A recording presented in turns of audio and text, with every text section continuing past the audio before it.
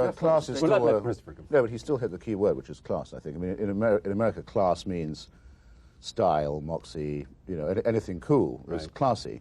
Interesting choice of word, because in England it means all those things too. It also means class. Right. And you notice, for example, that the word or the term WASP, which is a term of ethnicity to describe the only people who don't have a Fifth Avenue parade, and probably get laughed at if they did have one.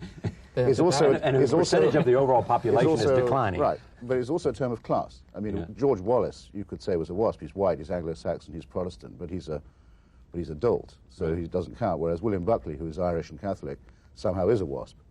So to be able to pull this trick of your ethnicity being your class doesn't give you extra IQ points, it's true, but it gives you points you have to be careful not to exploit sometimes, like the AT&T lady who says, you know, wish you keep talking, love your accent. Right. And I always reply to her, actually, it's not me who has the accent, madam, it's yourself. And they find that charming, you see. And so I have to be careful not to use it. You find the accent or the remark?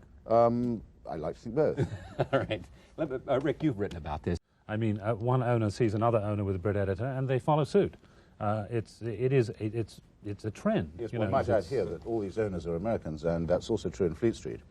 I don't know what proportion. It must be well over half of Fleet Street is owned by North Americans, if you count Canadians. That's a very good point. And so we're just the hired help. I mean, it's just like having it's like having an English butler. That's exactly right. In fact, we're not going to get above us. Get me an English editor to go with my English butler, my English secretary.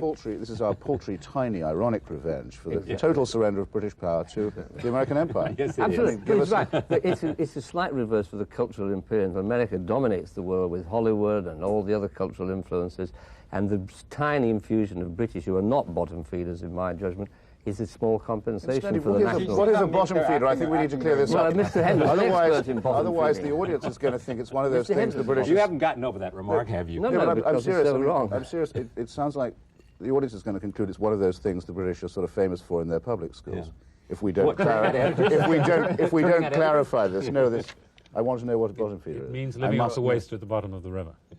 Well, actually, it means being a garbage fish. Expense accounts. That's why British people came here, which is magazine bottom feeding.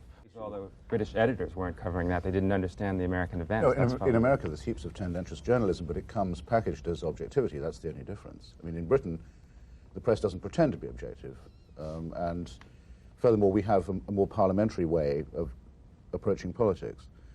Dialectical, oppositional. In America, the search all the time, and you can see it in any newspaper you open, is for consensus. For consensus. Harry beat me to it. Consensus. Served them very, very well. Sounds like our broadcast, doesn't it? Yeah, absolutely. But that must be related to the class point also, because in America there isn't supposed to be a class system, whereas anyone who's been dragged up in England has class in the air they breathe, and everyone's, as Orwell says, all English people are branded on the tongue. So that it helps when you come over here, you have a sort of extra, or you may have, if you're lucky, an extra status radar, as Tom Wolfe calls it. Wolfe, by the way, has the Brits very well taped, I think. In the Bonfire of the Vanities, the role played by the English in New York is, I think, brilliantly exposed. It goes with the turning of England into a kind of theme park, populated by upstairs, downstairs, downstairs characters and we are on PBS after all. Well, you know what Tom Wolfe calls PBS? Petroleum's British subsidiary.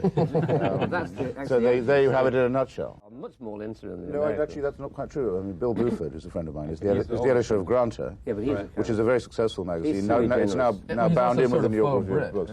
Also, by the way, Buford has written by far the best account of soccer violence, and reminded us there are far more soccer hooligans than there are butlers in the length and breadth of England, which is not an impression you'd get if you only got England from the tube. Yeah, and a bit of a hooligan also. Versatility. Incidentally, look at the prestige of The Economist in this country. Exactly. It's extraordinary. People. What is that? Is that the same idea we respect? Yes, it's inordinate and outsized. My hometown rag, the Washington... What?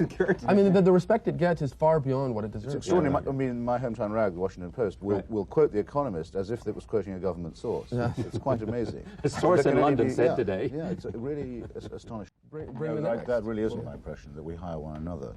It certainly hasn't been true of me, for example. Yeah. Well, you would have done better. Sorry, did I look too serious there? I mean, I'm really thinking about it. I don't know of any Brit who's hired a Brit. Well, I have. I know that... you know them or you have? I have hired Brits, yeah. Well, you say you've hired a design, only because... But Anna Wintour hired James Truman. I mean, we can go on. Anna Wintour's an American.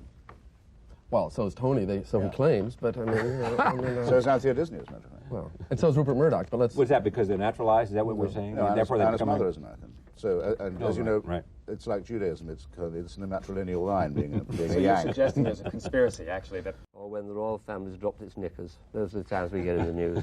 Otherwise, you're just there. Otherwise, we just keep going. All right. Thank you all. Yes, Christopher. I was going to say, otherwise we are just a historical theme park. Otherwise we're the remains of the day. A footnote to history, are we? Perpetual butlers. But don't write us off. Remains of the day. But over where my country prayers polite. Thank you like all. saluting.